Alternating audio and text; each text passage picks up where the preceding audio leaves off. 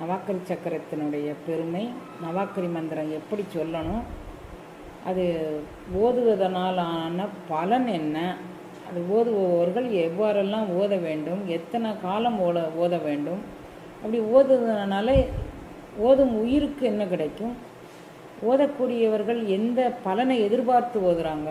ஒரு யோகி இந்த நவாக்கரி சக்கரத்தை ஓதும்போது அவனுடைய முதுகுத்தண்டிலிருந்து எழக்கூடிய அந்த ஜோதி பேரண்ட நாயகனான அந்த அருட்பெரும் ஜோதியவே அவனுக்கு பெற்றுத்தரும். உலகியலார் இந்த நவாக்கரி மந்திரத்தை சொல்லும்போது பொன், பொருள், வெள்ளி, அவர்கள் என்னென்ன வேண்டுறாங்களோ, வீடு, காரு, பணம், என்ன வேண்டுறாங்களோ அத்தனையும் கிடைக்கும். திருவாசக தீக்கை.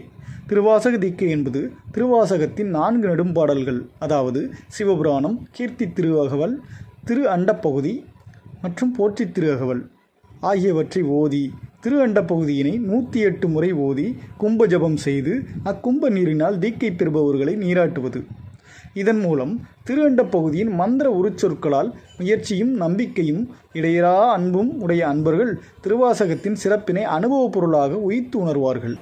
திருமூலர் திருமந்திரம் 4ஆம் தந்திரத்தில் நவாக்கரி என்னும் தலைப்பில் நவாக்கரி சக்கரத்தினுடைய பெருமை, நவாக்கரி மந்திரம் எப்படி சொல்லணும், அது ஓதுவதனாலான பலன் என்ன, அது ஓதுபவர்கள் எவ்வாறெல்லாம் ஓத வேண்டும், எத்தனை காலம் ஓத வேண்டும், அப்படி ஓதுவதனால ஓதும் உயிருக்கு என்ன கிடைக்கும், ஓதக்கூடியவர்கள் எந்த பலனை எதிர்பார்த்து ஓதுறாங்க. ஒரு யோகி இந்த நவாக்கரி சக்கரத்தை ஓதும்போது அவனுடைய முதுகுத்தண்டிலிருந்து எழக்கூடிய அந்த ஜோதி பேரண்ட நாயகனான அந்த அருட்பெரும் ஜோதியவே அவனுக்கு பெற்றுத்தரும். உலகியலார் இந்த நவாக்கரி மந்திரத்தை சொல்லும்போது பொன், பொருள், வெள்ளி, அவர்கள் என்னென்ன வேண்டுறாங்களோ, வீடு, காரு, பணம், என்ன வேண்டுறாங்களோ அத்தனையும் கிடைக்கும். அவரவர்கள் வேண்டுவார் வேண்டுவது ஈவான் கண்டாய், விரதமலாம் ஆண்ட மனத்தார் மனத்தான் கண்டாய் அப்படின்னு சொல்வார் அப்பர் சுவாமிகள். வேண்டுபவர்களுக்கு வேண்டிய வரத்தை தரக்கூடியது இந்த நவாக்கரி அப்படிங்கக்கூடியதில் இதுவரைக்கும் நம்ம பார்த்துட்டு வந்தோம். நவாக்கரி 81 அட்சரங்களால் ஆனது. அந்த 81 அட்சரங்களும் மாதிருகாட்சரம் அப்படின்னு சொல்லக்கூடிய வடமொழியில் சொல்லக்கூடிய 51 அட்சரங்களுடைய விரிவாக்கமாகவும், அதற்கு பிறகு ஓங்கக்கூடிய பிரணவத்தின் ஆ, ஊ, மா இவைகளுடைய சேர்க்கையும், இதோடு நாதவிந்துங்கக்கூடிய சிவசக்தியினுடைய சேர்க்கையும் இணைந்து 56 அட்சரங்களாகவும் பரிணமிக்கின்றது. 81 அட்சரங்களாக அந்த அறைகளுக்குள்ளே அடைக்கப்பட்ட அதனுடைய பலன் என்ன அப்படிங்கிறது வரைக்கும் இதுவரைக்கும் பார்த்துட்டு வந்தோம். திருவருள் குட்டி வைக்க இதுக்கு மேலே என்னன்னு பார்க்க போகிறோம். தனமதுவாக்கிய தையலை நோக்கி மனமது ஓடி மறிக்கில் ஓராண்டில் கனமவை அற்று கருதிய நெஞ்சத்து தினகரனார் இடம் செய்தியதாமே. அதாவது சிவசூரியனாக நீங்கள் மிளிர்வதற்கு இது ஒரு சாத்தியக்கூறு அப்படின்னு சொல்கிறாரு. சிவசூரியனாக மிளிர்வதற்கு நம்ம என்ன செய்ய வேண்டும் அப்படிங்கிறத சொல்கிறாரு. தனமதுவாகிய தையலை நோக்கி, இவதான் செல்வத்திற்கெல்லாம் பெரிய செல்வமான அருட்செல்வத்தை உடையவள். பொருட்செல்வம் பூரியார் கண்ணும் உட அப்படிங்கிறார் வள்ளுவர். அருட்செல்வம் தான் செல்வம், அதுதான் அடைய வேண்டியது. மீதி எந்த பணத்துக்கு நம்ம இப்போல்லாம் ஓடி ஓடி உழைக்கிறோம். அந்த ஓடி ஓடி உழைப்பது எதற்காக வேண்டி அப்படின்னா, நில்லா உலகத்தை நிலையென்று எண்ணி ஓடி ஓடி உழைக்கிறோம். ஒரு நாளும் நமக்கு என்ன நடக்க போகுது, அடுத்த நிமிடம் என்ன நடக்க போகுதுன்னு நமக்கு தெரியாது. கருதுவ பல கோடி. அப்போ நம்ம ஒரு நாள் கூட இது நாளைக்கு என்ன நடக்க போகுது, அடுத்த நிமிஷம் என்ன நடக்க போகுதுன்னு தெரியாமல் கோடானு கோடி கோட்டைகளை கட்டி நாம் இப்படி வாழ்ந்து கொண்டிருக்கிறோம் அப்படின்னு சொல்கிறாரு. தனமதுவாகிய தையலை நோக்கி மனமது ஓடி மறிக்கில் ஓராண்டு. இந்த மனம் ஓடி அது செத்து போன மனம் மிச்சம் இருக்கக்கூடாது. மனமே இல்லாத ஒரு நிலை தான் யோகியர்கள் விரும்பக்கூடிய நிலை. அருள் அனுபவம் பெறக்கூடிய அருளாளர்கள் பெறக்கூடிய நிலையும் மனமே இல்லாத ஒரு நிலை தான் அவர்கள் விரும்புகிறார்கள். மனதில் கோடானு கோடி, அதாவது ஆடிய திருவை அரை சுற்று சுற்றுமுன் ஓடிய மனம் 1 கோடி நினைக்கும் அப்படின்னு சொல்லியிருக்கிறாங்க. ஒரு திருவையை அப்படி ஒரு சுற்று இப்படி அரை சுற்று வருவதற்குள்ளேயே நம்மளுடைய எண்ண ஓட்டங்கள் இங்கேருந்து அமெரிக்கா போகணுமா, லண்டன் போகணுமா, ரஷ்யா போகணுமா, எங்கே போகணுமோ அங்கே ஓடி போய் சென்று அங்கே என்னென்ன நாம் செய்ய வேண்டியதோ அல்லது யாரோ நமக்கு செய்ய வேண்டியதோ பற்றி சிந்தித்து நமக்குள்ளே திரும்ப வந்துடும். இதுதான் மனதினுடைய இயல்பு. அது காலம் கடந்து அது ஓடி போய் சிந்திக்கக்கூடியது. கடந்ததை சிந்திக்கும், நடக்கிறத சிந்திக்கும், நடக்க போகிறத சிந்திக்கும். அப்படி மாதிரி அந்த மன ஓட்டத்தை நிறுத்த வேண்டுமென்றால் சிந்தை சிதைய சிதையாஞானம் எந்த வகையால் கைகூடும் பராபரமே அப்படிம்பார் தாய்மான சுவாமிகள். சிந்தை இல்லாத இடம்தான் அருள் அனுபவத்தை பெறுவதற்கு தகுதியான இடம். மனதில் சலனமே இல்லாமல் மன ஓட்டங்கள் அடங்கி இருக்கிற இடம்தான் இறை அனுபவத்தை பெறக்கூடிய இடம் அப்படின்னு சொல்கிறாங்க. அதனால் இது சொல்கிறாரு, தனமதுவாகிய தையலை நோக்கி. இப்போ நவாக்கரிங்கக்கூடிய அந்த பேரண்ட நாயகியை நோக்கி மனமது ஓடி மறிக்கில் ஓராண்டில் அவளை நோக்கியே தியானம் பண்ணி அவ்வளோ சுலபமாக நமக்கு மனம் அடங்காது. நம்மகிட்ட பிள்ளைங்க வந்து கேட்குறாங்க, அம்மா நவாக்கரி 9 சக்கரம் நான் சொல்கிறதுக்குள்ளே நான் 1000 எண்ணம் எண்ணுறேன், என்னால் முழுமையாக அதை சொல்ல முடியலை. முழுமையாக நம்ம சொல்ல முடிஞ்சிருந்தால் அரை நிமிட நேரம் மட்டிலுமாவது எனது சரண கமலாலயத்தை நினைக்கும் அருளைத்தான்னு கேட்டுக்க மாட்டாங்க. அது நிற்காமல் ஓடுறதுனால தான் எனக்கு அரை நிமிடம் போதே நான் உன்னை நினச்சி உன்னுடைய அருள் அனுபவத்தில் தோய்வதற்குன்னு சொல்கிறாங்கல்ல. அப்போ அந்த அருள் அனுபவம் நாம் பெற வேண்டுமானால் இதை இடையீடு இல்லாமல் இந்த பயிற்சியும் முயற்சியும் கை கொள்ள வேண்டும். சுலபமாக மனம் ஒரு இடத்துல நில்லுன்னா அது வந்து அந்த கரணங்களுடைய தொழில்பாடு. அது உருவம் இல்லாது செயல்படக்கூடியது. அந்த உருவம் இல்லாது செயல்படக்கூடிய ஒன்றை நாம் இப்போ பிடிச்சி நிறுத்தணும்னா, இப்போ நம்ம இந்த புசத்தை மடக்கி வைக்கணும் அல்லது விரித்து வைக்கணும் அப்படின்னா இது உருவத்தோடு கூடியது. இது நம்ம கையில் எடுத்து நம்ம எந்த வகையிலெல்லாம் செய்ய முடியுமோ அதை செய்யலாம். ஆனால் உருவமே பற்றாத ஒன்றை நம்ம எதை கொண்டு பற்றி நம்ம செய்கிறது? அப்போ உருவம் பற்றாத ஒன்றை பற்றுவதற்கு அந்த உருவம் பற்றாத ஒரு பேரண்ட ஆற்றலை நாம் சரணடைந்து இவைகளுடைய எண்ண ஓட்டங்களை என்னால் கட்டுப்படுத்த முடியவில்லை, நீங்கள் தான் இதை கட்டுப்படுத்தி தரணும் அப்படின்னு சொல்லி வேண்டிக்கணும். அதனால தான் சொல்கிறாரு, வேகம் கெடுத்தாண்ட வேந்தன் அடி வெல்க அப்படிங்கிறார். வேகத்தை கெடுத்து ஆளக்கூடிய தன்மை அந்த வேந்தன் தேவாதி தேவனான அந்த பரத்திற்கு மட்டும்தான் முடியும், மீதி யாருக்கும் முடியாது. அப்படிங்கிறதுனால நீங்கள் இதை சரணடையுங்கள் அப்படின்னு சொல்கிறார். மனமது ஓடி மறிக்குள் ஓராண்டில் கனமலையற்று கருதிய நெஞ்சத்து தினகரனார் இடம் செய்தியதாம். கனமலையற்று மனதில் கணக்க எண்ணங்கள் நம்மளுடைய கடந்த காலத்தை பற்றியோ எதிர்காலத்தை பற்றியோ நிகழ்காலத்தை பற்றியோ நாம் என்ன செய்ய போகிறோம், இது நீங்கள் ஓராண்டு இடையீடு இல்லாமல் இதை ஜெபம் பண்ணி வந்தீங்கன்னா மனம் அற்று போகிறதுக்கே ஓராண்டு தேவைப்படும் அப்படிங்கிறாரு. திருமூலர் சொல்கிறதே ஓராண்டு தேவைப்படும்னு சொன்னால் அப்போ நம்மெல்லாம் எவ்வளோ தூரம் எடுத்துக்கணும் அப்படிங்கிறத நீங்கள் நினச்சி பாருங்கள். இந்த மனம் வந்து எதையாவது நல்லதை நினைக்கும் அப்படின்னு நம்ம சொல்ல முடியாது. அது பாட்டில் எண்ணத்தெல்லாம் நினைக்கும்னே சொல்ல முடியாமல் அது பாட்டில் அந்த எண்ண ஓட்டங்கள் பரிணமித்து கொண்டே இருக்கும். அது சொல்கிறாரு, கனமலை அற்று கருதிய நெஞ்சத்து தினகரனார் இடம் செய்தியதாமே. சிவசூரியனாக நீங்கள் பிரகாசிக்கலாம். அவருடைய இடத்துல அந்த பிரகாசத்தை நாம் உணர்வில் பெற்றுக்கொண்டு நம்மளுடைய மனதினுடைய மனமாயை மலமாயை அனைத்தும் நாம் நீங்க பெறலாம் அப்படின்னு சொல்கிறார். ஆகின்ற மூலத்து எழுந்த முழுமலர் போகின்ற பேரொளியாய மலரதுவாய் போகின்ற பூரணமாக நிறைந்த பின் சேர்கின்ற செந்தழல் மண்டலம் ஆனதே. ஆகின்ற மூலத்து எழுந்த முழுமலர். ஏற்கனவே ஏரொளி சக்கரத்தை பற்றி நம்ம பார்த்துருக்குறோம். ஏரொளி சக்கரத்தில் இந்த மந்திர உச்சாடனம் எவ்வாறு ஒலி அலைகளாக மேலெழும்பும், மூலக்கணலிலிருந்து ஒலி அலைகளாக அதை மேலெழும்பும் அப்படின்னு சொல்கிறாங்க. இன்னொரு தியானம் பற்றி கூட இதில் பதிவு பண்ணலாம். இங்கே சிந்திச்சிங்கன்னா, அதாவது ஹாரா தியானம் அப்படின்னு ஒரு தியான வகை ஒன்று இருக்குது. அது மிக மென்மையான தியான முறையில் அது சேர்த்து அதை எப்படி அந்த ஹாரா தியானத்தை எப்படி கை கொள்ளணும் அப்படின்னா, நம்ம வந்து 24 மணி நேரமும் அந்த தியானம் நம்ம தூங்குகிற நேரத்தில் அதோடே சேர்ந்தே தூங்க போகணும், எழும்புகிற நேரத்தில் அதோடே சேர்ந்தே எழும்பு வரணும். அப்போ அந்த ஹாரா தியானம் எப்படி இருக்கும் அப்படின்னு கேட்டிங்கன்னா, நம்ம வந்து உட்காந்து தியானம் பண்ணும்போதோ அல்லது நம்ம படுத்திருக்கும் போதோ நம்மளுடைய நாபிக்கமலம், அதாவது உந்திக்கமலம்னு சொல்லுவாங்க, நாபிக்கமலம் அப்படின்னு சொல்லுவாங்க, தொப்புள் அப்படின்னு சொல்லி தமிழில் தூய தமிழில் சொல்லுவாங்க. தொப்புளுக்கு 2 இன்ச்சு 2 அங்குலத்துக்கு கீழே மிக மென்மையான அதற்கு நேர் கோட்டுக்கு கீழாக நம்மளுடைய ஒரு விரலை கொண்டு லேசாக அழுத்தம் கொடுத்துக்கிட்டே இருந்தோம்னா இந்த ஏரொளி சக்கர மந்திரங்கள் இருக்குது பாருங்கள், அந்த ஒலி அலைகள் நம்மளுடைய மூலக்கணலிலிருந்து அது அப்படியே இந்த தெர்மாமீட்டரில் எப்படி இது ஓடுமோ, அந்த மெர்க்குரி வந்து நம்மளுடைய உடல் டெம்பரேச்சரை காட்டுறதுக்கு அது மேலெழுமோ, அது மாதிரி இந்த மூலக்கணல்லேருந்து அது மேலெழக்கூடியதாக தெரியும். அப்போ நாம் ஜபிக்கக்கூடிய இந்த மந்திரங்களை இந்த மாதிரி ஒரு 2 நிமிடமோ 3 நிமிடமோ அங்கே அந்த இடத்துல அழுத்தம் கொடுத்துட்டு செஞ்சிங்கன்னா மூலக்கணலிலிருந்து மேலெழுந்து நம்மளுடைய சுயமான மையம் எது அப்படிங்கிறத அதை காட்ட உதவும். நம்மளுடைய சுயமான மையம் எது அப்படின்னா நமக்கு யாருக்கும் தெரியாது. நம்ம இந்த பிறவியில் இதுதான் இந்த யோகத்தை தொடங்கியிருக்கோமா, கடந்த பிறவிகளில் நம்ம தொடர்ந்து வந்திருக்கோமா அப்படிங்கிறது நம்ம யாருக்குமே தெரியாது.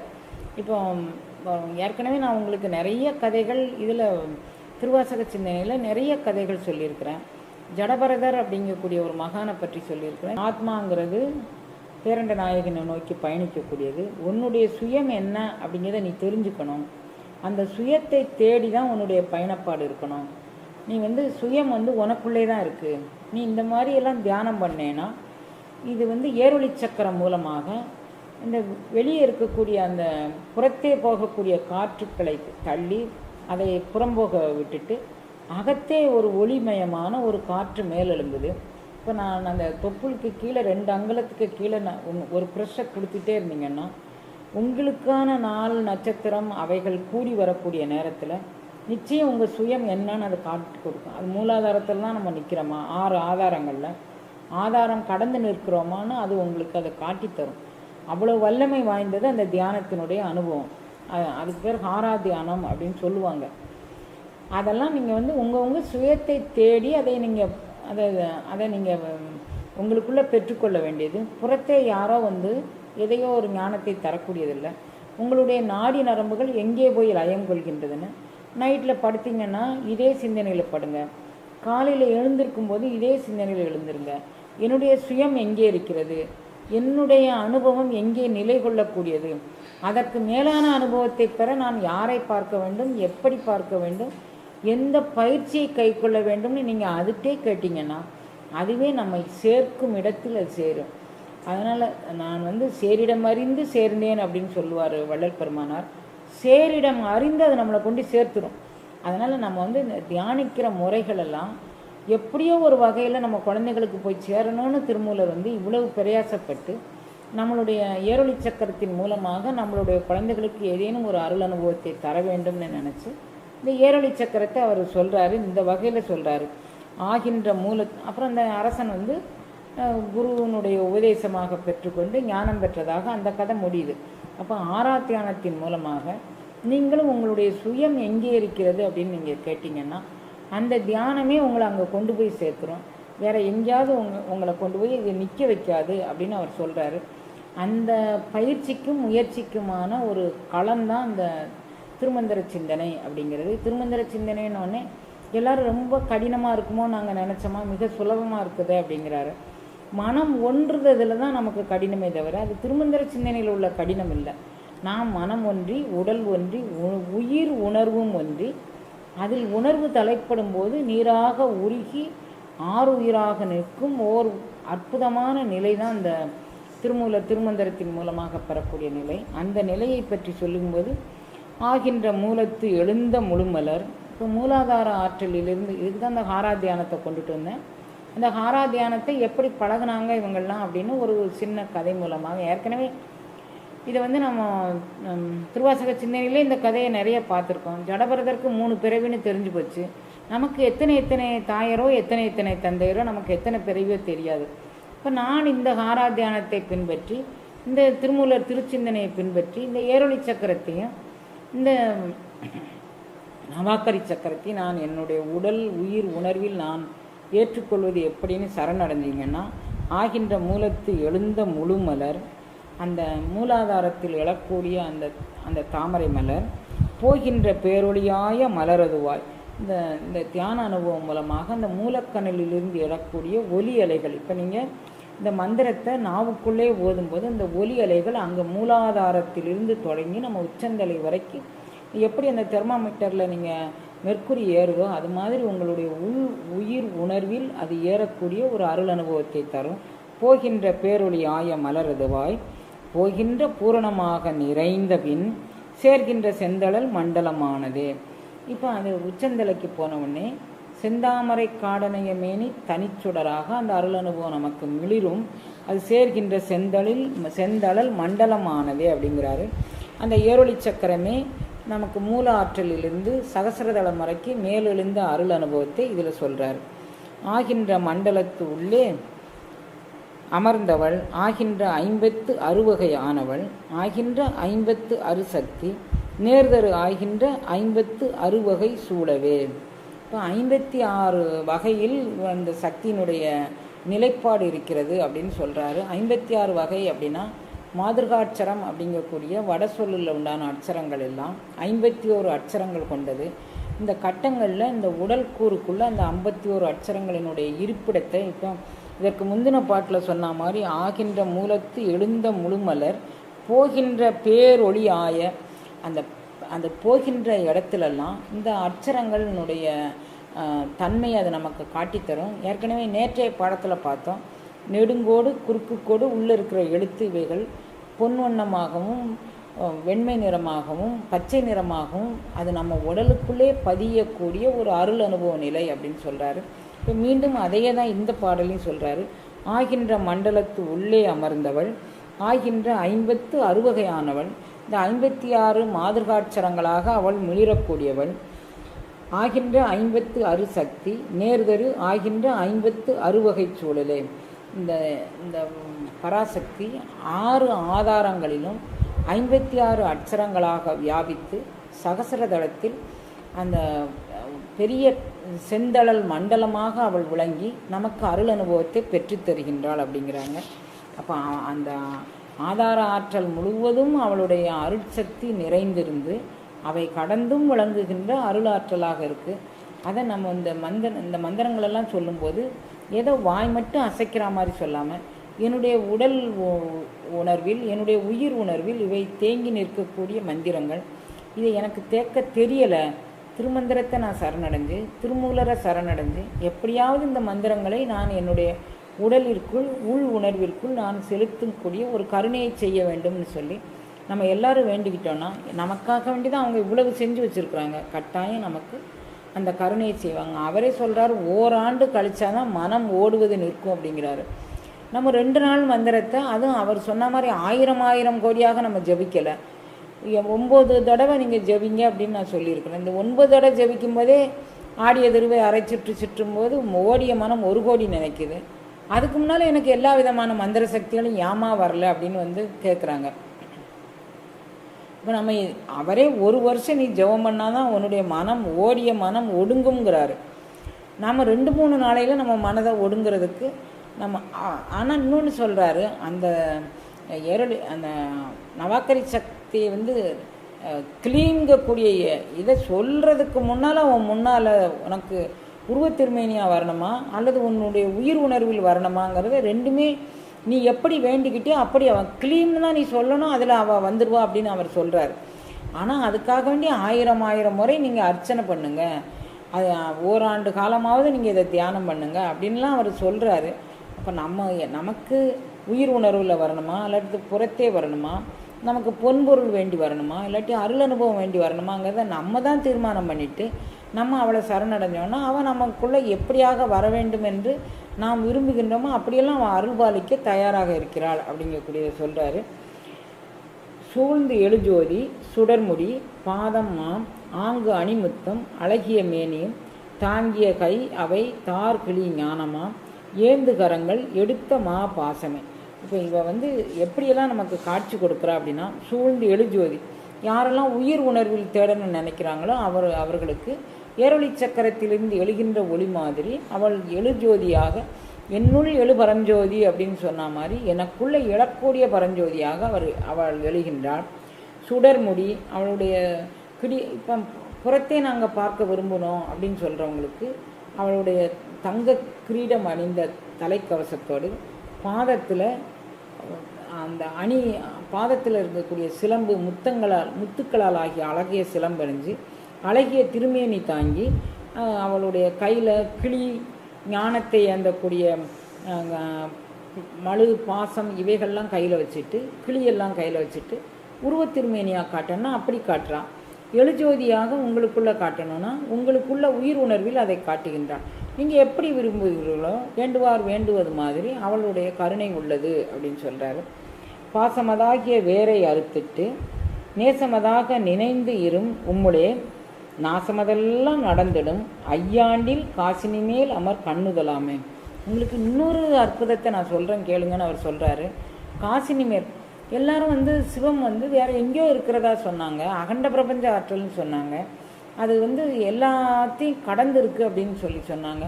காசினி மீது இந்த உலகத்தில் கூட ஒரு சிவன் இருக்க முடியுமா, இப்படி ஒரு ஒளிவண்ண திருமேனி இருக்க முடியுமான்னு உங்களை ஆக்கி காட்டக்கூடிய அளவிற்கு அவளுடைய திருக்கருணை உள்ளது. காசினி மேல் அமர் கண்ணுதலாமே, இந்த உலகத்தில் உண்டான இதில் இந்த உலகத்துக்கு மேலே ஒரு சிவபெருமான் இருக்கிறார்னு சொல்லக்கூடிய அளவிற்கு இந்த மந்திரங்கள் வலிமையுடையது. இதை நீங்கள் சொல்ல மாதிரி சொன்னான். ஆனால் அதை எத்தனை ஆண்டு சொல்லணும்னு சொல்கிறாரு. பாசமதாக்கிய வேரை அறுத்துட்டு பந்த பாசங்கள் என்னும் தாவரம் பின்னலிட்டு தாய் என்று சேய் என்று நீ என்று நான் லவலவன்னு நம்ம அடிச்சுக்க வேண்டாம். அவரையே சரணடைந்து என்னுடைய பந்த பாசங்கள் எல்லாம் நீ தான் போக்கணும் அப்படின்னு சொல்லி வேண்டிட்டு நான் வந்து எனக்கு சரணாகதி பண்ணியிருக்கிறேன், நீ என்னை ஏற்றுக்கொள் அப்படின்னு நம்ம அடைக்கலம் புகுந்தோமானால் பாசமதாகிய வேரை அறுத்துட்டு நேசமதாக நினைந்து உம்முடைய நேசித்தல். பாசம் வேற நேசம் வேறன்னு நமக்கு இதுக்கு முன்னால் உண்டான நேற்றைய பகுதியிலையும் அதே சொன்னார், இன்றைய பகுதியிலையும் அதே சொல்கிறார். பாசம்னா என்ன, குறுகிய வட்டத்துக்குள்ளே நான் எனது ரொம்ப பேரும் தன்னை மட்டும்தான் நேசிக்கிறாங்க. அப்புறம் கொஞ்சம் வெளியே வந்தால் தன் மனைவி, அதை விட்டு கொஞ்சம் வெளியே வந்தால் தன்னுடைய மக்கள். இன்னும் சொல்லப்போனால் தன்னை மட்டும் நேசிச்சுக்கிட்டு தன்னுடைய ஆண் குழந்தைகளை மட்டும் நேசிக்கிறவங்க இருக்கிறாங்க. அதுக்கப்புறம் அந்த குழந்தைக்கு தாங்கக்கூடிய அளவில் அந்த பெண் குழந்தை அந்த மனைவியை நேசிக்கிறாங்க. இப்படியெல்லாம் உலகம் இருக்குது. அதை முன்னுக்கூட்டியே உணர்ந்து அவர் சொல்கிறாரு, பாசத்துக்குள்ளே அகப்படாதீங்க, நேசமதாக. முதல்ல வீட்டில் தொடங்குவோம், எல்லாரையும் பேதம் இல்லாமல் நேசிப்போம். வந்திருக்கிற எல்லா அன்பர்களையும் நம்மளுடைய குழந்தைகளாக நம்ம முதல்ல நேசிப்போம். அதுக்கப்புறம் உலகத்துக்கு போவோம். முதல்ல தொடங்குதே ஒரு பழமொழி சொல்லுவாங்க, சேரிட்டி பிகின்ஸ் அட் ஹோம் அப்படின்னு. தானம் வந்து வீட்டுக்குள்ளேயே தொடங்கப்படட்டும் அப்படின்னு. முதல்ல நம்மளுடைய அன்பையும் நேசித்தலையும் புரிந்துணர்வையும் உள்ளே இருக்கிற மக்கள் புரிந்து கொள்ளும்படியாக நம்ம முதல்ல தொடங்குவோம். அதுக்கப்புறம் உலகத்தை திருத்துறதுக்கு அதுக்கப்புறம் போகலாம். அதனால் பாசமதாகிய வேரை அறுத்துட்டு நேசமதாக நினைந்து உம்முடைய நீங்கள் நேசித்தல்ங்கக்கூடியதை வச்சுக்கோங்க. உலகத்தை எல்லாம் நேசிக்கக்கூடிய ஒரு பண்பை வளர்த்து கொள்ளுங்கள். நாசமதெல்லாம் நடந்துடும் ஐயாடி. 5 ஆண்டு நீங்கள் இந்த பயிற்சியை மேற்கொண்டீங்கன்னா எல்லாம் உங்களை விட்டு போயிடும். உங்களுக்கு அதாவது நம்ம முன்னோர்கள் வந்து திட்டுறதை கூட ஒரு மாதிரி ஒரு கண்ணியமாக திட்டுறாங்க பாருங்கள். நாசமத்து போவ, நீசமத்து போவ. நீசம் உங்கள்கிட்ட இல்லாமல் இருக்கணும், நீசத்தனம் உங்கள்கிட்ட இல்லாமல் போகணும், நாசத்தனம் உங்கள்கிட்ட இல்லாமல் போகணும். ஒரு குழந்தையை திட்டுறது கூட ஒரு கடுப்பாக திட்ட மாட்டாங்க. இது மாதிரி தான் சொல்லுவாங்க, பேதி ஒளிந்து போகணும். உன் பிள்ளைய சொல்லும்போது இந்த மாதிரி ஒரு வார்த்தைகளை தான் சொல்லுவாங்க. இதெல்லாம் இல்லாமல் இருக்கணும், நாசம் இல்லாமல் இருக்கணும். அப்புறம் அந்த வார்த்தைகள் கூட நம்மளுக்கு நல்லது செய்யட்டும் அப்படின்னு நம்ம முன்னோர்கள் திட்டு கோபம் வந்தால் கூட அந்த வார்த்தைகள் இந்த மாதிரி வார்த்தைகளை பயன்படுத்தி நம்ம நாசமே இல்லாமல் வாழ்த்துறதுக்கு பதிலாக அதை கொஞ்சம் கடினமான சொல்ல மாதிரி தோணுமே தவிர அதற்கு உள் பொதிந்து இப்படி இருக்குது. அதை சொல்ல நாசம் அதெல்லாம் நம்மகிட்ட இருக்கக்கூடிய நாசம் அற்று போயிடும் ஐயாண்டில் அப்படிங்கிறார். 5 ஆண்டு நீ இடையிடாது ஜபித்தேயானா உனக்கு இது எல்லாம் இல்லாமல் போயிடும். அப்போ நீ என்ன ஆகுவ அப்படின்னா காசினி மேல் அமர் கண்ணுதலாமே. இந்த பூலோகத்தில் ஒரு சிவபெருமான் இருக்கிறான்னு சொல்லக்கூடிய அளவிற்கு இப்போ நம்மளுடைய பயிற்சியை குறைஞ்சபட்சம் 5 ஆண்டு செஞ்சோன்னா பூலோகத்திலே ஒரு சிவனாக நம்ம விளங்கலாம் அப்படின்னு சொன்னால் என்ன சாதாரணமாக ஒரு சின்ன ஒரு காருக்கு பூலோகத்தில் சிவபெருமான்னா எவ்வளோ பெருசு. ஒரு காருக்கு ஆசைப்பட்டு ஒரு வீட்டுக்கு ஆசைப்பட்டு பெரிய வீடு அவர் நமக்கு வச்சிருக்கிறாரு. அப்போ அதை கொடுக்குறவர் இதெல்லாம் கொடுக்காமலா போயிடுவார். அந்த சரணாகதி அவர்கிட்ட விட்டுட்டோன்னா அவர் நமக்கு எது நல்லதோ அதை நான் செய்யட்டும் அப்படிங்கக்கூடியது. காசினி மேலமர் கண்ணுதலாக நாம் வாழலாம் அப்படிங்கிறார். கண்ணுடை நாயகி தன் அருளாம் வழி பண் உயர் நாதம் பகையற நின்றிடின் விண்ணமர் ஜோதி விளங்க ரீங்காரம் மண்ணுடை நாயகி மண்டலம் ஆகுமே. இப்போ இந்த ரீங்காரம் ரீம் அப்படிங்கக்கூடிய இதில் தொடங்கக்கூடிய அந்த மந்திரத்தை நீங்கள் ஜெபம் பண்ணிங்கன்னா உங்களுக்கு என்ன கிடைக்கும் அப்படின்னு இதில் சொல்கிறாரு. நம்ம ஏற்கனவே வந்து ஒவ்வொரு சக்கரத்தில் உண்டான 9 அறைகள் 9 கட்டங்களில் இருக்கக்கூடியதை ஒவ்வொரு மந்திரத்துக்கும் ஒரு பலன்னு சொல்லிட்டார். மீண்டும் அதை நமக்கு நம்ம எப்படியாவது அதை விட்டு அந்த சிந்தனையை விட்டு வெளியே வந்துடுவோமோ அப்படின்னு அவர் நினச்சிட்டு இன்னும் உங்களுக்கு அந்த சக்கரங்கள் உங்களுக்கு என்னெல்லாம் செய்யும் அப்படிங்கக்கூடியதை மீண்டும் மீண்டும் நமக்கு சொல்கிறார். ரீங்காரம்ங்கக்கூடிய ரீம் அப்படிங்கக்கூடியதை நீங்கள் சொல்ல ஆரம்பிச்சிங்கன்னா க்ரீம் அப்படிங்கிறத தான் ரீம் அப்படின்னு சொல்கிறாரு. க்ரீம் அப்படிங்கக்கூடியதை தொடங்குது அந்த மந்திரத்தை நீங்கள் சொன்னீங்கன்னா கண்ணுடை நாயகி தன் அருளாம் வழி. அவள் வந்து அவள் கண்ணுடை நாயகின்னு சொல்லுது. கண்ணுக்கு அணிகலம் கண்ணோட்டம் அப்படிம்பார் வள்ளுவர். கண்ணுடை நாயகின்னு எல்லா இடத்துலையும் சொல்கிறது அவங்க கருணை காரணமாக நம்மளை வாழ வைப்பார்கள் அப்படிங்கிறதுக்காக வேண்டி தான் கண்ணுடை நாயகி அப்படின்னு சொல்கிறது. கண்ணுதல் பெருமான் அப்படின்னு சிவனை சொல்கிறதுக்கு காரணம் அவங்க கருணையே வடிவாக நம்மை ஒரு உயர்ந்த ஸ்தானத்தில் வாழ வைக்கக்கூடிய பெருங்கருணை உடையவர்கள் அப்படிங்கிறதுனால கண்ணுடை நாயகி தன் அருளாம் வழி பண்ணுயர் நாதம் பகையற நின்றிடில். அவள் வந்து நாதத்வனியாக நாதாம்பிகையாக அவளுங்கிற, அதாவது இந்த ஹ்ரீம் அப்படிங்கக்கூடிய மந்திரத்தை சொன்னேன்னா, இப்போ நான் ஏற்கனவே அந்த ஹாராத்தியானத்தில் நம்மளுடைய சுயம் எதில் போய் நிற்குது அப்படின்னு சொன்னால், பெரும்பான்மையான யோகிகள் அந்த ஒளிவெள்ளத்துக்கு போயிடுறதுக்கு முன்னால் இந்த ஹாராத்தியானம் பண்ணாங்கன்னா அவங்களுடைய நாதத்வனி தான் முதல்ல கேட்கும். அது வந்து ஒரு அனுபவ பாடம் அப்படின்னு வச்சுக்கோங்களேன். இந்த ஹிரிங்காரத்தை நாம் செய்ய ஆரம்பித்தோன்னா அந்த காதில் போய் தான் அந்த நாடி நரம்புகள்லாம் ஒருங்கிணைக்கக்கூடிய ஒரு கருணையை செய்யும். அது சொல்கிறார் பண்ணுயர் நாதம் பகையற நின்றிடில். அப்போ நமக்கு உடல் பகைங்கக்கூடியது காமம், வெகுளி, மோகம், மதம், ஆச்சரியம், இவைகள்லாம் உடல் பகை. இந்த உடல் பகையெல்லாம் நம்மளை விட்டு போயிடும். நம்மகிட்ட வந்து யார் என்ன குற்றம் செஞ்சானாலும் யார் எது செஞ்சானாலும் அந்த குழந்தைங்கள ஒரு பரிதாபமாக பார்க்கக்கூடிய ஒரு சூழ்நிலை தான் ஏற்படுமே தவிர அவங்க மேலே கோபம் வர்றதுக்கு வரவே வராது. இந்த குழந்தைங்க இவ்வளவு சந்தர்ப்பம் கிடச்சும், திருமூலர் திருத்தியானம் கிடச்சும், இந்த ஏரொளி சக்கரம், இந்த நவாக்கரி சக்கரம், இந்த புவனாதிபதி சக்கரம், எத்தனை சக்கரம், திருஅம்பல சக்கரம், எல்லாத்துலேயும் விதவிதமான மந்திரங்கள் போட்டிருக்காங்க.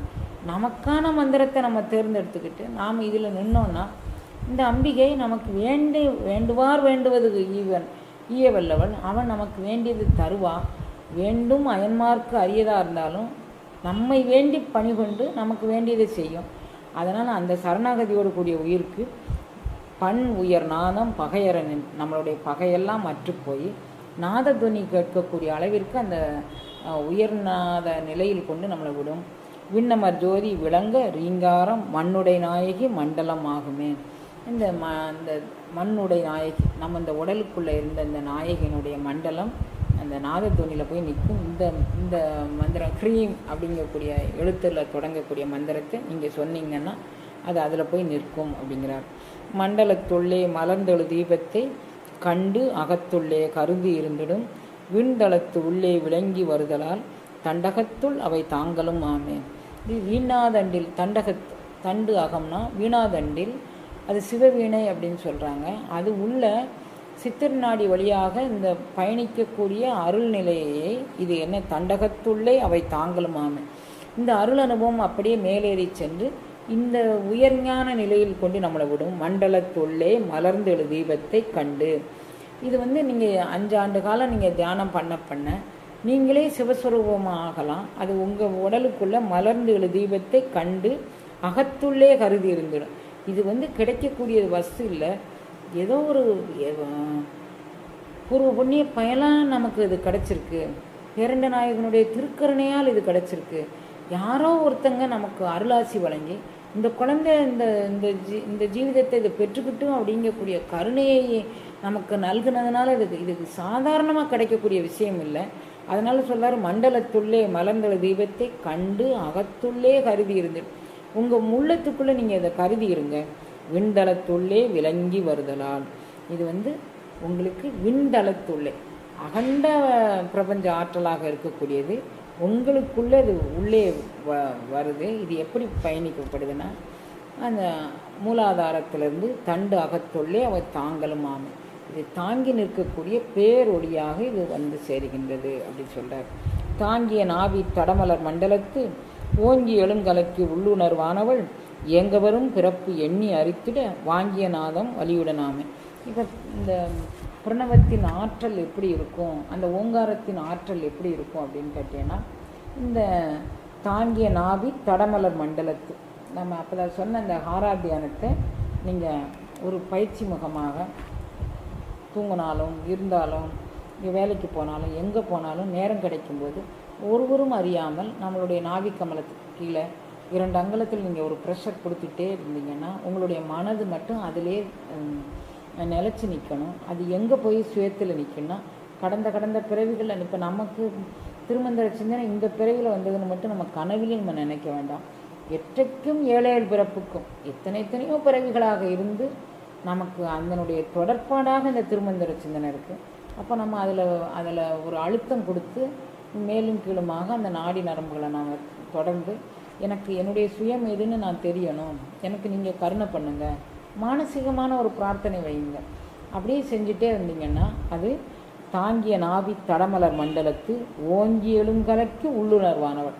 அது எங்கே போய் நிலை கொண்டு நிற்குதோ அதற்கு மேல்நிலை அனுபவம் எனக்கு சித்தியாக வேண்டும் அப்படின்னு அதை நீங்கள் வேண்டிக்கலாம். ஓங்கி எழுங்கலைக்கு உள்ளுணர்வானவள் எங்கே வரும் பிறப்பு எண்ணி அறுத்திட.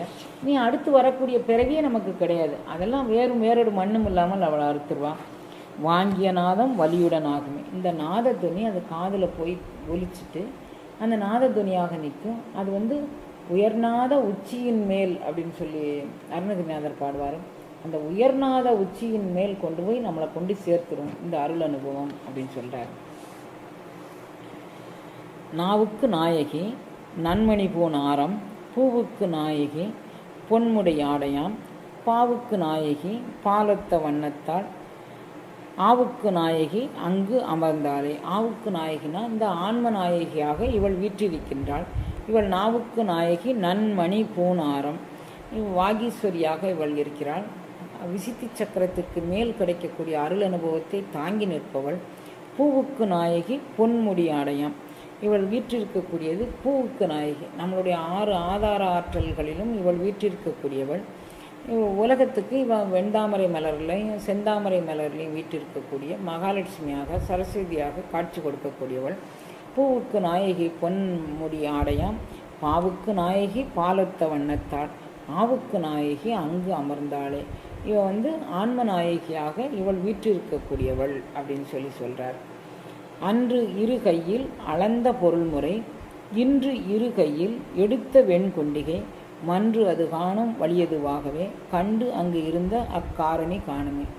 அன்று உலகத்தில் நாம் இந்த ஞானத்தை பெறுவதற்கு முன்னால் அன்னை வயிற்றில் பிறந்து நம்ம ஸ்கூல் படிக்கிற காலத்தில், கல்லூரி படிக்கிற காலத்தில், திருமண பருவம் வந்த காலத்தில், அப்போ இவை எப்படி தொழில்பட்டு கொண்டிருந்தான்னா நமக்கு படிப்பறிவுக்கு வேண்டிய அறிவை தருபவளாகவும் ஆற்றலை தருபவளாகவும், விளையாட்டுக்கு வேண்டிய ஆற்றலை தருபவளாகவும், இளம் வயதில் திருமண வாழ்க்கைக்கு வேண்டிய ஆற்றலை தருபவளாகவும் அப்படி ஒரு சக்தியாக இவள் வழங்கி கொண்டிருந்தாள். அன்று இருகையில் அளந்த பொறுமுறை.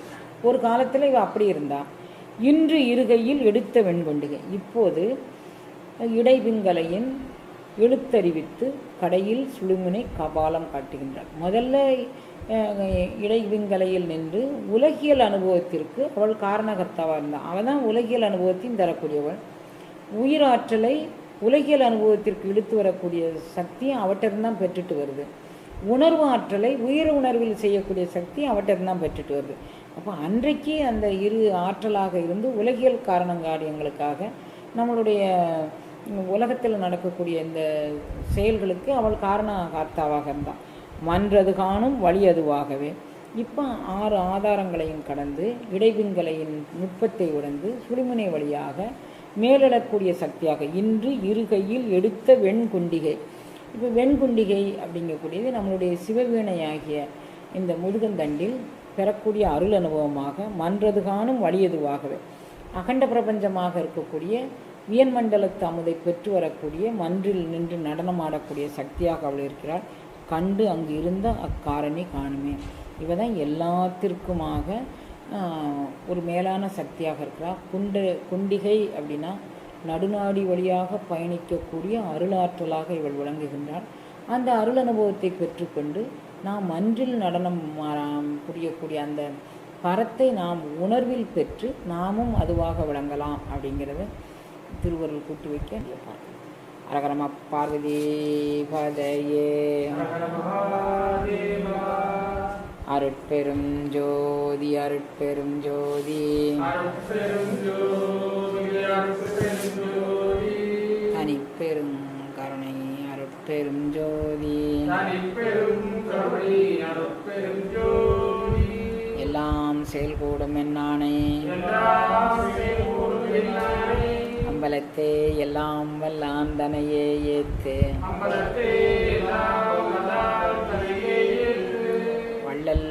மாதவூரடிகள் மாதவூரடிகள் திருத்தாள்கள்.